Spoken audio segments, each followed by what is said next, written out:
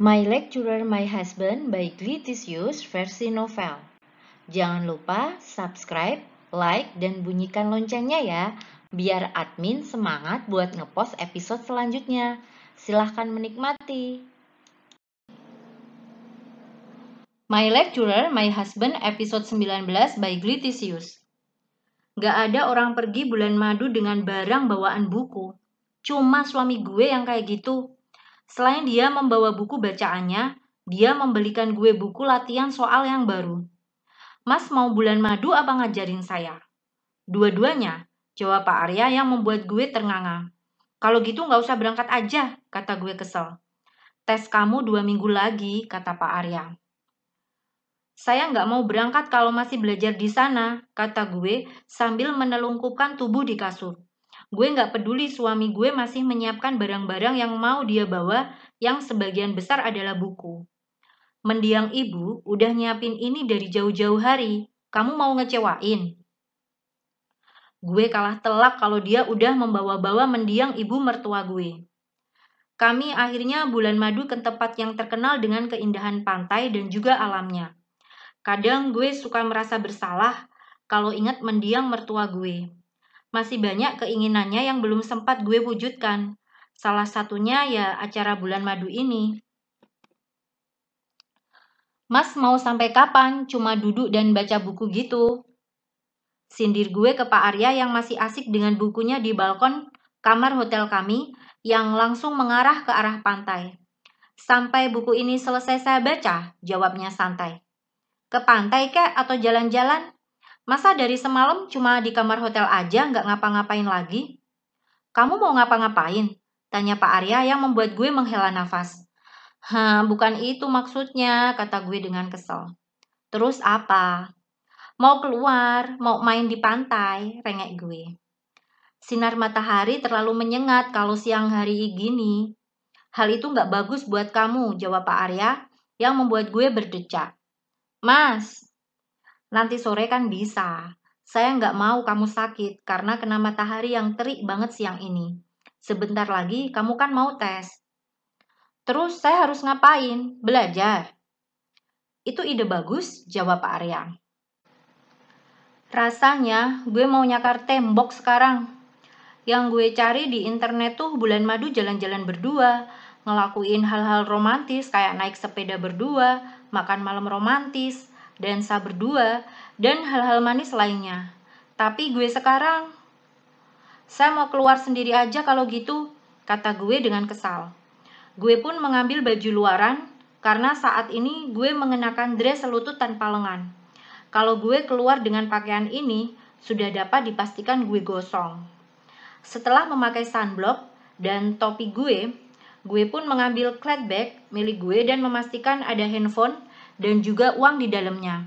Jadi kalau gue belanja dan duit gue kurang, gue bisa nelepon suami nanti.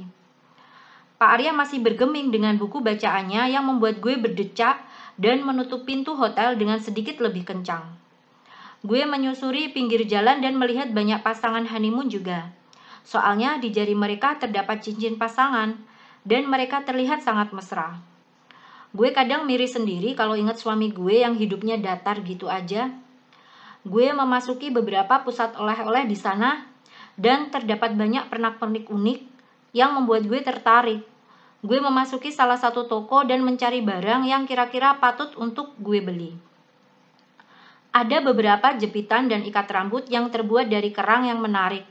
Gue sebenarnya mau beli tapi bingung karena banyak yang bagus. Belum gelang sama kalung yang benar-benar menarik di mata gue. Sebenarnya kalau lagi beli barang-barang kayak gini, penilaian orang itu penting untuk menjadi faktor gue jadi beli apa enggak. Tapi apa daya, nggak ada orang yang gue kenal di sini selain suami gue yang kaku dan masih asik baca bukunya di hotel. Perasaan excited yang awal-awal gue rasakan saat memasuki rentetan toko souvenir dan oleh-oleh di sepanjang jalan ini tergantikan oleh rasa lelah. Gue bahkan belum membeli satupun barang, karena nggak punya penilaian dari orang lain. Gue memilih untuk duduk di kursi yang berada di pinggiran pantai. Untungnya terik matahari perlahan sudah menghilang, karena cuaca yang mendung. Wangi laut yang khas dan angin yang cukup kencang membuat gue merasa lebih baik setelah kesal dengan suami gue dan juga lelah berkeliling tadi. Gue merasakan sebuah botol dingin menyentuh kulit tangan gue yang membuat gue refleks menoleh ke samping dan suami gue ada di sana, sedang duduk di samping gue dengan minuman isotonik dingin di tangannya. Capek, kata dia sambil menjulurkan minuman isotonik dingin itu. Ini dia nanyanya ngeledek apa beneran sih, batin gue. Gue memilih untuk mengambil minuman itu dan meminumnya sampai setengahnya tanpa menjawab pertanyaannya. Seharusnya suami gue tahu akan jawaban dari pertanyaannya itu. Ngapain nyusul? Katanya nggak mau kena panas. Kata gue setengah menyindir. Gue nggak tahu kenapa sifat kekanakan gue lebih mendominasi kalau berhadapan dengan dia yang ngeselin begini. Padahal di saat dia kehilangan ibunya, gue bisa menjadi sosok yang cukup dewasa. Saya cuma penasaran, kamu akan bertahan berapa lama di bawah terik matahari? Ternyata cuma 1,5 jam, kata dia sambil melihat jam miliknya yang bertengger dengan pas di tangannya. Gak lama di depan kami lewat beberapa pasangan yang saling merangkul dan beberapa cowok bahkan memeluk pinggang pasangannya dengan posesif yang membuat gue berdecak. Gue memilih untuk berdiri dan pergi dari pinggir pantai itu karena pemandangan yang bikin sakit mata itu. Mau kemana? Tanya Pak Arya sambil menahan tangan gue. Ke hotel. Capek, jawab gue ketus. Katanya mau jalan-jalan, tanya Pak Arya. Udah gak mood, mau pulang aja, jawab gue tanpa menoleh ke arah dia. Gak lama gue merasakan dia memasang sesuatu di tangan gue yang dia tahan, yang membuat gue menoleh ke arahnya. Dan dia sedang memasangkan gelang dengan hiasan kerang ke tangan gue. Gue sempat terpaku, karena ini gelang yang gue temuin di toko souvenir tadi. Gue mau beli tapi masih belum yakin karena gak punya pendapat orang lain tentang gelang ini. Gelang ini bagus untuk kamu. Jadi dia ngikutin gue dari tadi, batin gue. Masih mau jalan-jalan gak? Kalau mau ayo, ajak Pak Arya yang membuat gue refleks memeluk dia.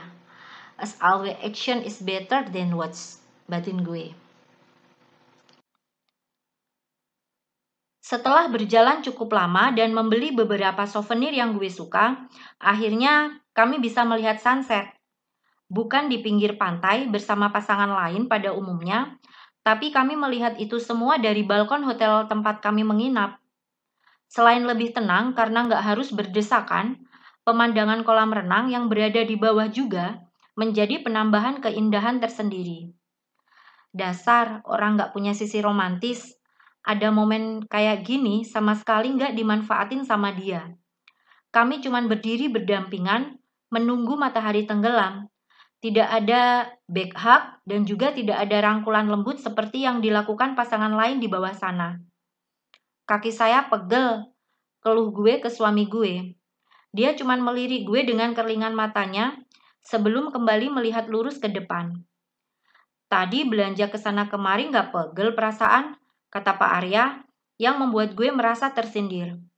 Rata-rata perempuan kalau belanja suka nggak inget sama kaki yang pegel. Saat pulang baru terasa sakitnya.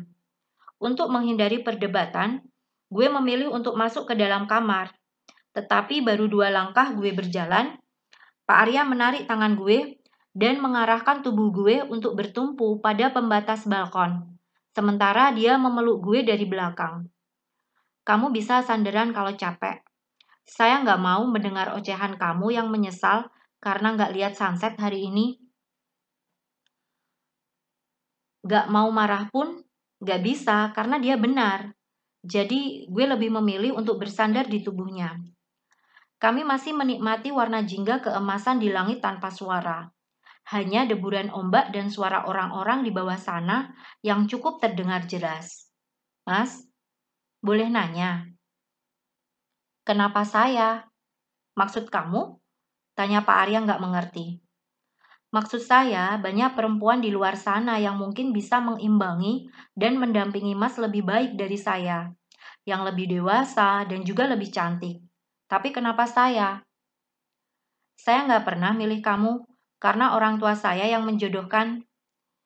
Yeelah, saya nggak pernah milih kamu.